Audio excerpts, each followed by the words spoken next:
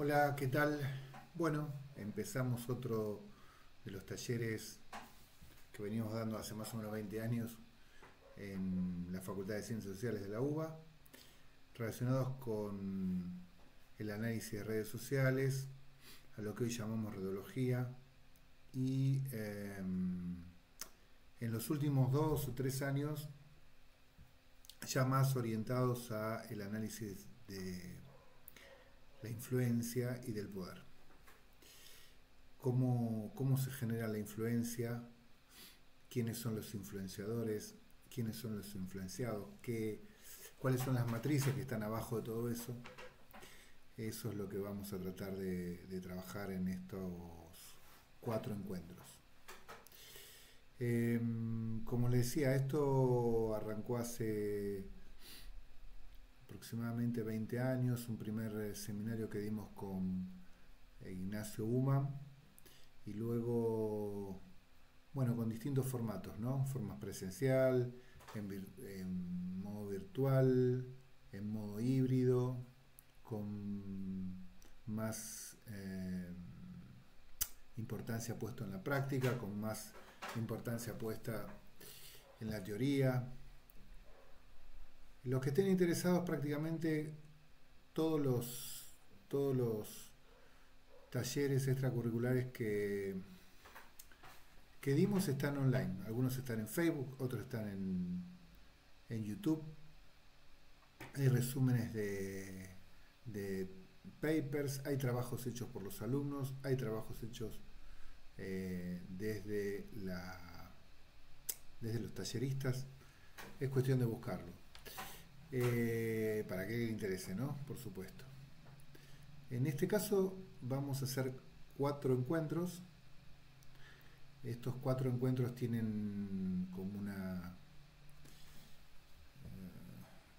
lógica interna que tiene que ver con el ir moviéndonos hacia la comprensión de la relación entre las élites y lo que llamamos redología. Antes lo llamamos análisis de redes sociales, de hecho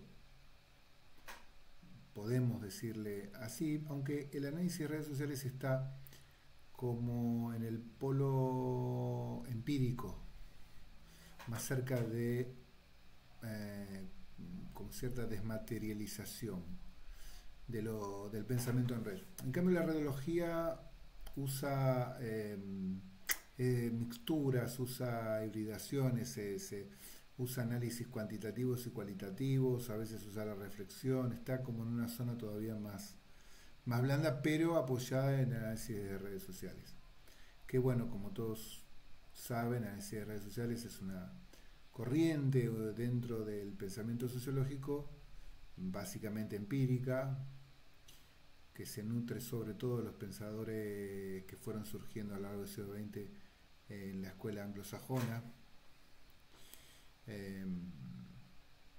Y bueno, que está hoy en día dando muchos frutos, y uno de esos los frutos es la comprensión de, del poder, la influencia o las élites.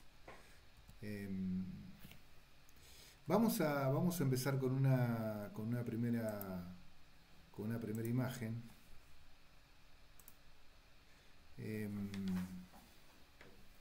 Que es obtenida del Antón Perulero.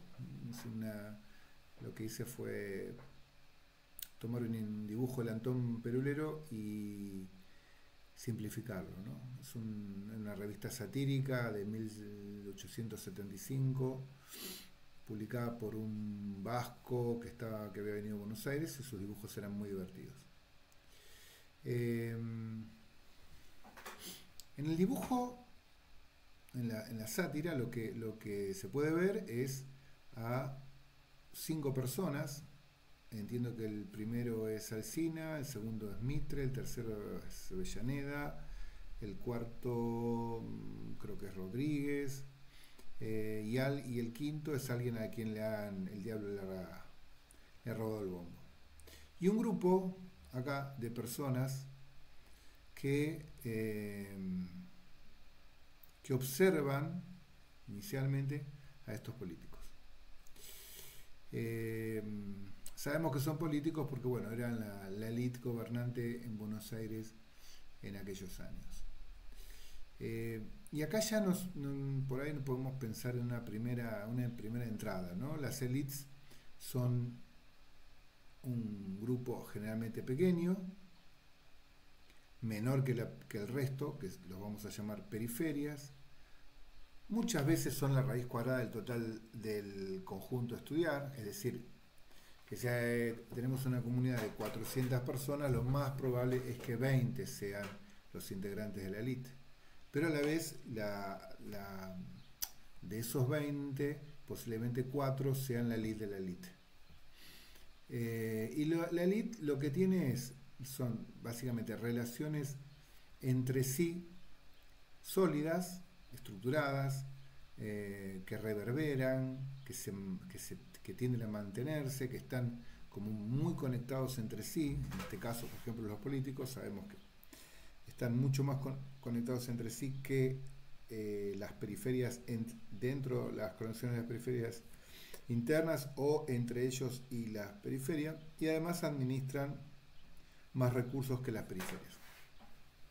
O sea, es un pequeño grupo que está muy bien conectado y administra mucho más recursos que el resto. Esa es podría ser una primera entrada al tema de la elite, la periferia, los poderosos, quienes son observados, quienes son los que observan. Eh, Bien, ¿y qué vamos a trabajar hoy en relación a estos puntos? Básicamente lo que quiero es que podamos discutir 4 puntos. Eh, el primero es ¿qué es la rodología? Entendemos por rodología al estudio de las configuraciones de red. ¿Y qué es una red? Es un conjunto de nodos y relaciones entre esos nodos que configuran patrones de interacción, donde además los nodos y las relaciones entre ellos tienden a tener determinados atributos o características.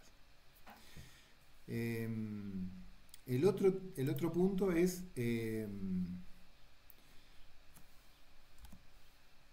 las élites y las periferias. Como dijimos, son posiciones estructurales dentro de las redes, tal que las élites son los grupos que están mejor conectados y que administran más recursos que el resto. La tercera idea es que veamos qué es la entropía y sobre todo qué es la entropía social.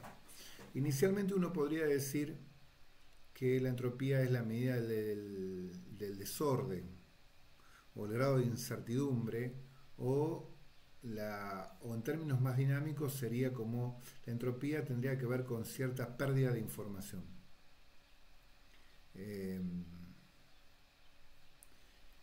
También puede ser entendido como la cantidad de estados posibles de un sistema. Por ejemplo, si pensamos en una habitación de un adolescente, lo más probable es que tengamos, antes de abrir la puerta, una gran cantidad de estados posibles, o vamos a llamarlos microestados. La entropía tiene que ver con esa cantidad de microestados y con la probabilidad de encontrar uno u otro estado de esa habitación. Suponemos que van a estar las zapatillas tiradas, la ropa revuelta, las carpetas sobre el escritorio abiertas, los lápices en el piso, vasos, bueno,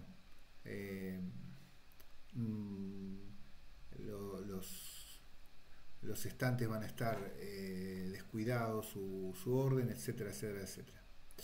Es decir, pero si nosotros le agregamos información, o sea, orden a esa habitación, por ejemplo, llega la madre y le plantea al adolescente que tiene que ordenar su habitación, lo que va a hacer es agregar información.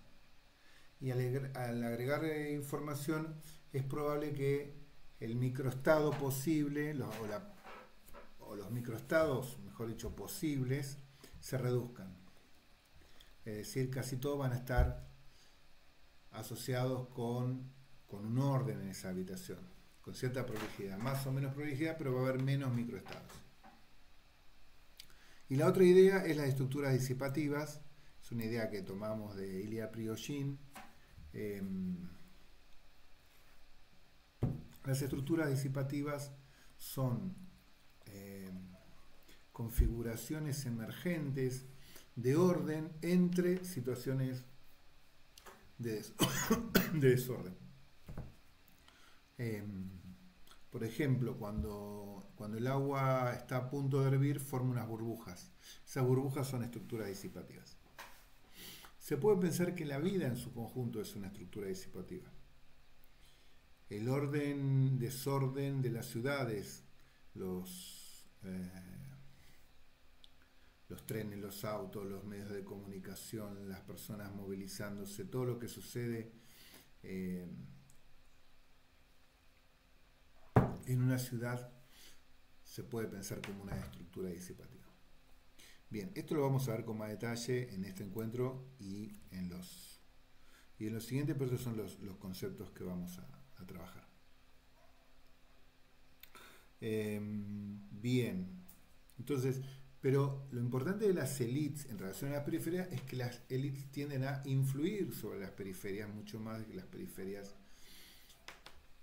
influyen sobre las élites. Y esto se puede ver en los sistemas de cámaras de vigilancia. En general son las élites las que observan a las periferias, en las calles, en las plazas, en las estaciones de tren, en los medios de transporte. Y por el contrario, las periferias no están en condiciones habitualmente, salvo excepciones, en condiciones de reproducir en modo inverso lo que las élites hacen con las periferias. Es decir, los que formamos parte, por ejemplo, en una ciudad de la periferia, no podemos observar qué está haciendo el intendente, o el gobernador, o el presidente, o el diputado, salvo excepcionalmente nuestros mandatarios, y por tanto no le podemos aplicar multas, por ejemplo, si hacen alguna contravención. Pero basta que alguien de la periferia no se ponga el cinturón de seguridad y va a tener que pagar una multa. ¿Quién pone la multa a quién? Digamos, de alguna manera nos señala quién tiene el control de ese punto de paso, de ese peaje, de ese sistema de ordenamiento. Ahora bien, las élites efectivamente, como estamos diciendo, ejercen control sobre los comportamientos, sobre las ideas, sobre las emociones que tienen las periferias. Pero bueno, no siempre lo hacen con buenas intenciones. Un ejemplo son las cabras de Judas que vemos en esta imagen. Vemos una cabra que está avanzando por la entrada de un matadero, y las ovejitas van detrás de ella, suponiendo que ella lo lleva por un buen camino. Y la verdad es que esa cabra ha sido entrenada para recibir un premio cuando hace un recorrido, es seguida por las ovejas. Bueno, luego de ese recorrido ella va a ser premiada, y las ovejitas, es decir, la periferia, van a ser convertidas en sangre, en carne, en lana, en distintos componentes o partes. O sea, las ovejas van a perder su información y se van a desagregar, que es lo que tiende a pasar con las periferias. Las periferias tienden a perder información y las élites tienden a ganarla a costa de la información que le proveen las periferias. Bien, entonces como decíamos, la radiología es un programa de investigación que combina materiales que vienen de la biología, de la matemática, la física, la sociología, la antropología sobre todo, que estudian, como decimos, estos fenómenos de élite y periferia, entre otros. Pero la cuestión de élite y periferia es crítico en los estudios radiológicos. Bien, veamos un ejemplo de la relación entre élites y periferias. Es el cardenal, creo que cardenal, pero si no el obispo Ricci, era lo vemos con barba junto a un monje chino. Ricci fue en el año 1600, fue a China y logró insertarse en la élite china.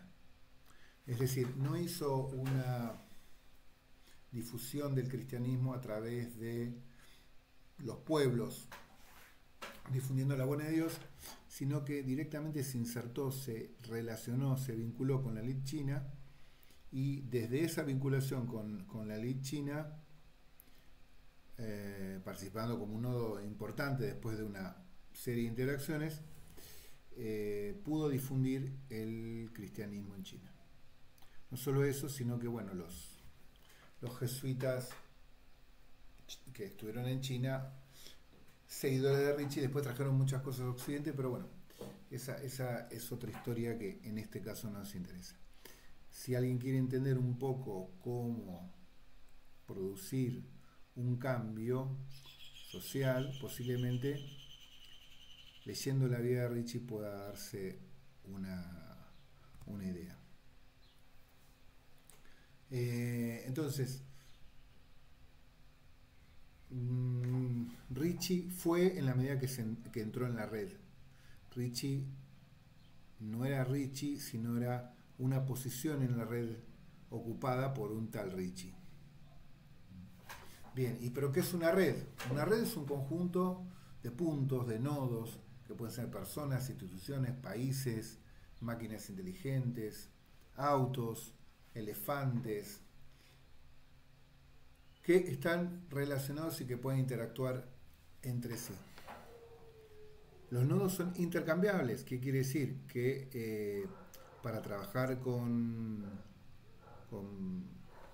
análisis de redes sociales tenemos que tener eso en cuenta, ¿no? O sea, por ejemplo, vamos a hacer una red de perros. Bueno, los nodos van a ser perros.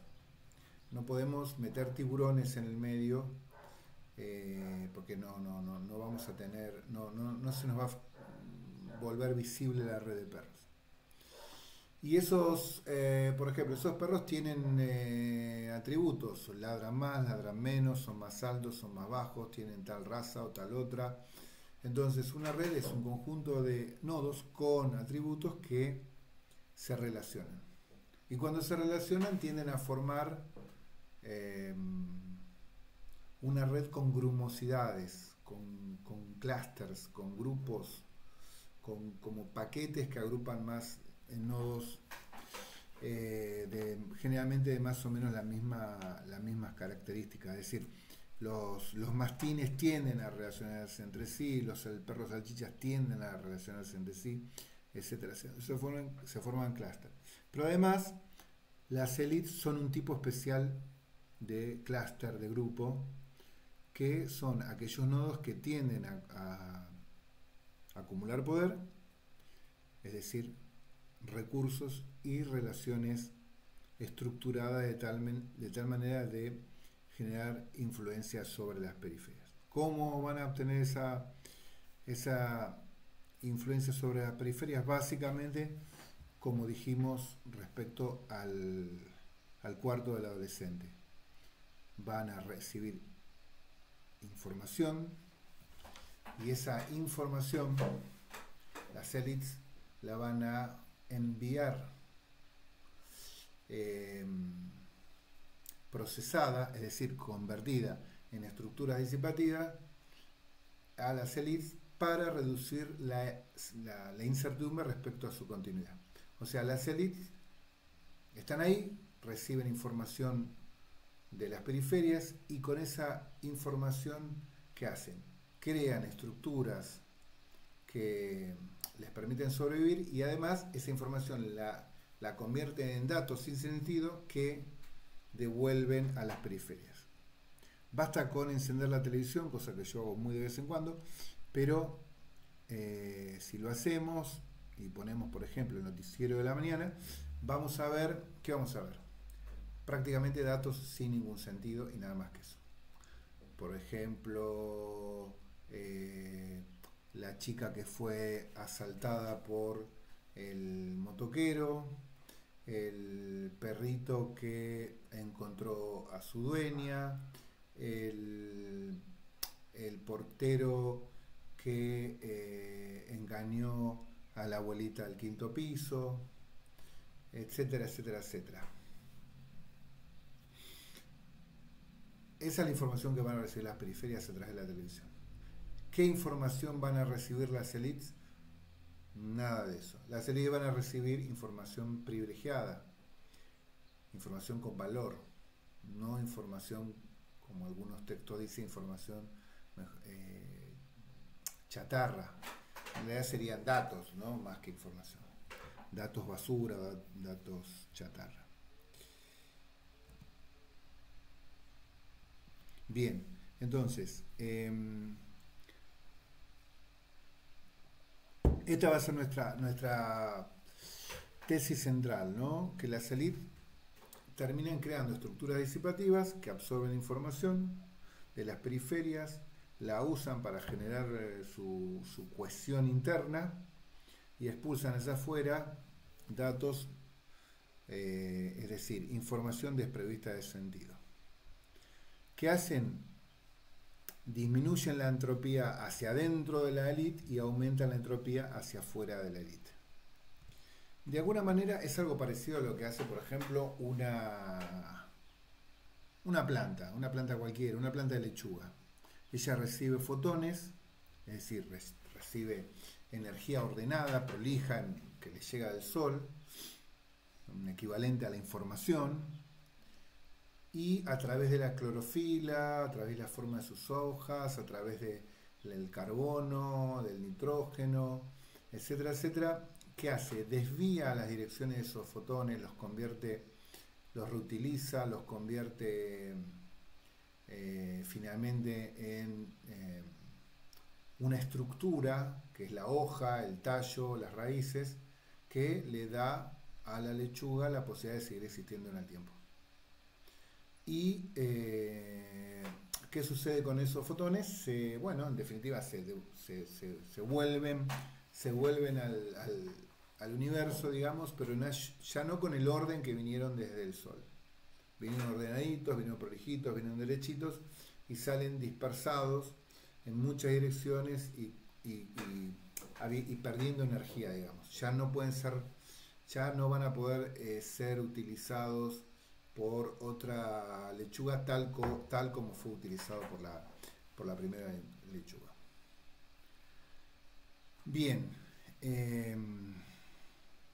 veamos un ejemplo ahora que nos permite entender que la formación de las élites y sus periferias es algo relativamente espontáneo. No es algo que viene un grupo y dice vamos a hacer una élite y los vamos a reventar a todos, no. En general, eso puede suceder desde ya, pero continuamente se forman élites y periferias y con lo que vamos a ver es que en el próximo ejemplo es que hay como una autoorganización del liderazgo. Es decir, veámoslo con un ejemplo del jarrón. Suponete, tenemos un jarrón, que es lo que estamos viendo a la izquierda de la pantalla, tenemos un jarrón. Un jarrón barato, de todo por 2 pesos, nos vamos a la azotea y lo tiramos al piso. Y ahí vemos, encontramos los restos en el piso, que es lo que vemos en la imagen central. Vemos los fragmentos del, del jarrón que se ha partido. Ahora, si lo ordenamos al jarrón, lo que vamos a encontrar es que hay lo que aparece en la imagen de la derecha. Vamos a encontrar muy pocos fragmentos grandes, algunos fragmentos más de mayor tamaño, más de mayor tamaño, más, perdón, de menor tamaño, ¿no? Es decir, eh, si los vamos agrupando, vamos a ver que a medida que seleccionamos superficies menores, vamos a tener una mayor cantidad de fragmentos. Y esto es equivalente a lo que sucede en una sociedad. Acá el equivalente podría ser que tenemos dos grandes fragmentos que contienen la mayor parte de los recursos que se mantuvieron unidos del jarrón. En caso de que quisiéramos reconstruir el jarrón, tendríamos que casi indefectiblemente recurrir a esos primeros grandes fragmentos de las piezas más grandes, y como decimos, a medida que pierden peso esos grupos de fragmentos de jarrón, adquieren mayor cantidad de fragmentos. Entonces, y estos fenómenos también se ven en organizaciones sociales completamente alejadas de un jarrón. Por ejemplo,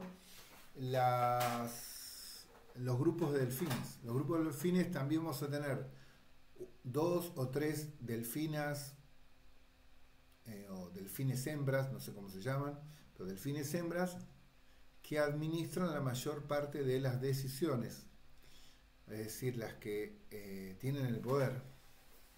Y el resto del grupo son de alguna manera los que las van a seguir.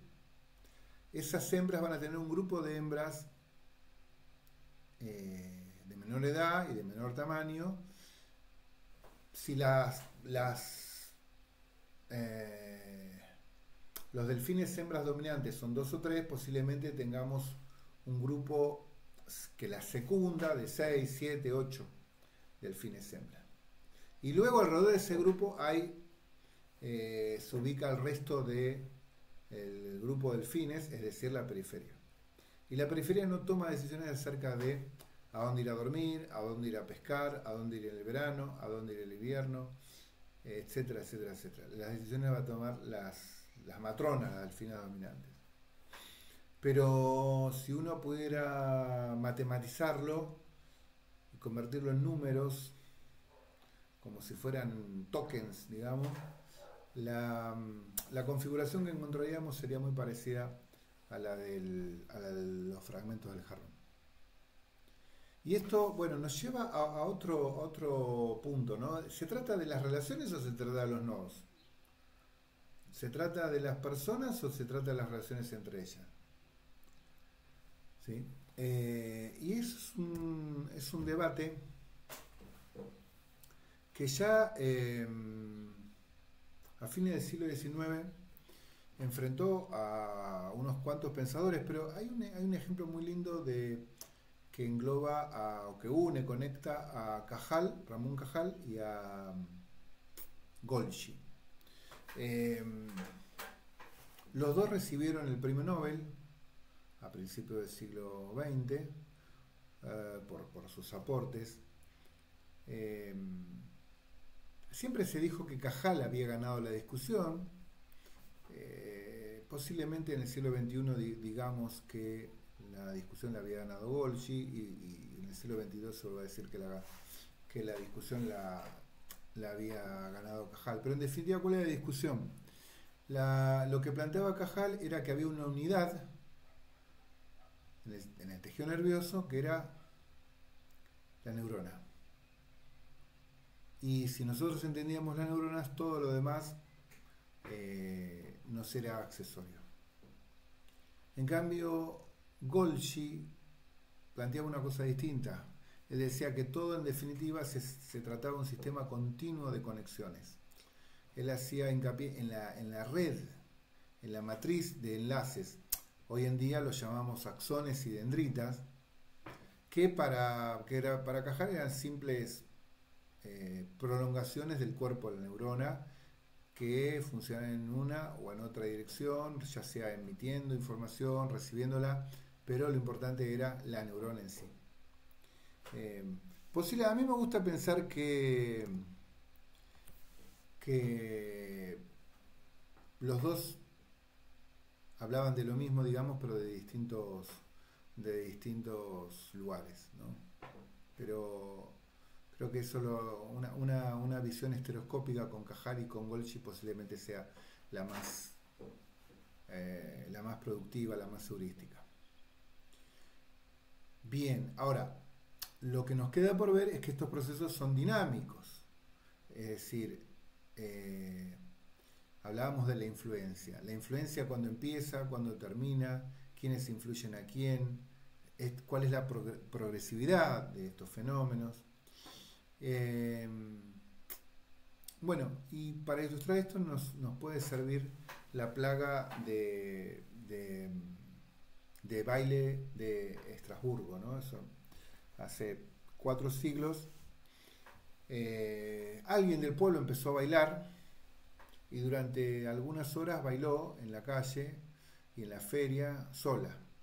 Pero luego se le sumaron algunas personas, y luego otras personas, y luego otras. Y de pronto era muy difícil no estar bailando en la ciudad, estar bailando en Estrasburgo. Y bueno, hay distintas versiones, pero bueno, o algunas de las versiones dice que inclusive murió gente bailando de que la corriente de imitación fue tal y perduró tanto tiempo que algunas personas murieron bailando.